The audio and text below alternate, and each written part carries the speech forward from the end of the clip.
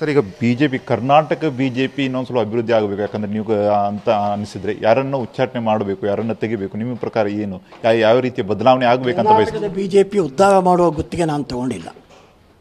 ಕರ್ನಾಟಕದ ಬಿಜೆಪಿ ಉದ್ಧಾರ ಮಾಡಲಿಕ್ಕೆ ಜವಾಬ್ದಾರಿ ರಾಷ್ಟ್ರ ನಾಯಕತ್ವ ರಾಜ್ಯದವ್ರಿಗೆ ಕೊಟ್ಟಿದೆ.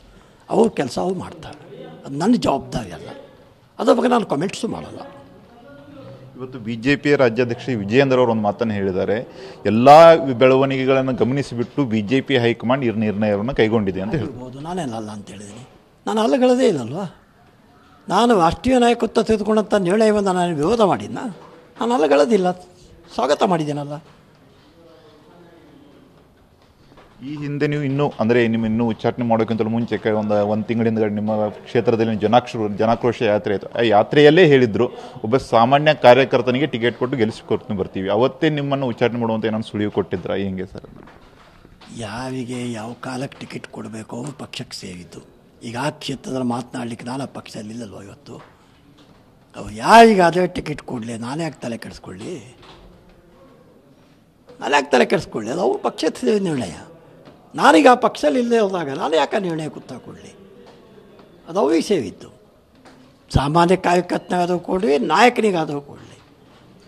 ಇವತ್ತು ಸಿ ಟಿ ರವಿ ಅವರು ಮಾತಾಡಬೇಕಾದ್ರೆ ಒಂದು ಮಾತನ್ನು ಹೇಳಿದರು, ಎಸ್ ಟಿ ಸೋಮಶೇಖರ್ ಮತ್ತು ಶಿವರಾಮ್ ಹೆಬ್ಬಾರ್ ಅವರು ಡಿ ಕೆ ಶಿವಕುಮಾರ್ ಕಾಂಗ್ರೆಸ್ ಅವರ ಪರವಾಗಿ ವಕಾಲತ್ತನ್ನು ಮಾಡುವ ರೀತಿಯಾಗಿ ಕೆಲಸ ಮಾಡ್ತಾ ಇದ್ರು, ಬಿಜೆಪಿಯಲ್ಲಿ ಕಳೆದ 6-8 ತಿಂಗಳಲ್ಲಿ ಅದೇ ಮಾಡ್ತಾ ಇದ್ರು ಅಂತ ಹೇಳಿದ್ರು. ಸಿ ಟಿ ರವಿ ನನ್ನ ಭಾಳ ಆತ್ಮೀಯ ಸ್ನೇಹಿತರು, ಭಾಳ ಕಾಲ ಸ್ನೇಹಿತರು. ಸಿ ಟಿ ರವಿಯ ನಡವಳಿಕೆ ಮತ್ತು ಸ್ಟೇಟ್ಮೆಂಟ್ಗಳಿಗೆಲ್ಲ ಉತ್ತರ ಕೊಡ್ತಾ ಹೋದರೆ ವಿಧಾನ ಪರಿಷತ್ತಿಗೆ ಸಮಯ ಇಲ್ಲ, ನನಗೆಲ್ಲ ಸಮಯ ಇದೆ. ಇಡೀ ರಾಜ್ಯದ ಜನ ಗಮನಿಸಿದ್ದಾವೆ, ಯಾವ ಸ್ಥಾನದಲ್ಲಿದ್ದು ಏನೇನು ಮಾತನಾಡ್ತವೆ, ಯಾವ ಸ್ಥಾನದಲ್ಲಿದ್ದು ಯಾವ ಬಗ್ಗೆ ಏನೆಲ್ಲ ನಡ್ಕೊಳ್ತಾರೆ, ಇಡೀ ರಾಜ್ಯನೇ ಗಮನಿಸಿದೆ. ಅವ್ರ ಬಗ್ಗೆ ನಾ ಯಾಕೆ ಕಮೆಂಟ್ಸ್ ಮಾಡಲಿ? Thank you sir. ಸರ್, ನೀವು ಸಾಮಾನ್ಯ ಕಾರ್ಯಕರ್ತನಾಗಿ, ಸಚಿವರಾಗಿ, ಈಗ ಮತ್ತೆ ಶಾಸಕರಾಗಿದ್ದೀರಾ. ಇಷ್ಟು ದೊಡ್ಡ ಹಿರಿಯ ರಾಜಕಾರಣಿಗಳು ಮುಂದಿನ ನಡೆ ಏನಾಗಿರುತ್ತೆ ಸರ್ ನಿಮ್ಮದು? ಯಾಕಂದರೆ ನಿಮ್ಮ ಕ್ಷೇತ್ರದಲ್ಲಿ ನಿಮ್ಮದೇ ಅಂತ ನಂಬಿರುವಂಥ ಕಾರ್ಯಕರ್ತರು, ನಿಮ್ಮ ಅಭಿಮಾನಿಗಳಿಗೆ ಏನು ಹೇಳಬಯಸ್ತಾರೆ? 1 ಗಂಟೆಗೆ ಅಭಿಪ್ರಾಯ ಬಂದಿದೆ, ಈ 3 ಗಂಟೆಗೆ ನಿರ್ಣಯ ತೆಗೆದುಕೊಳ್ತಕ್ಕಂಥ ವೇದಿಕೆ ಇದಲ್ಲ. ಸೂಕ್ತವಂಥ ಸಂದರ್ಭದಲ್ಲಿ ಯಾವ್ಯಾವ ಕಡೆ ಚರ್ಚೆ ಮಾಡಬೇಕು ಅಂತಕ್ಕಂಥ ನನ್ನ ನಂಬಿಕೆ ಇದೆಯೋ ಅಲ್ಲಿ ಚರ್ಚೆ ಮಾಡಿ ಸೂಕ್ತವಂಥ ಸಮಯದಲ್ಲಿ ಸರಿಯಾದಂಥ ನಿರ್ಣಯ ಆಗುತ್ತೆ.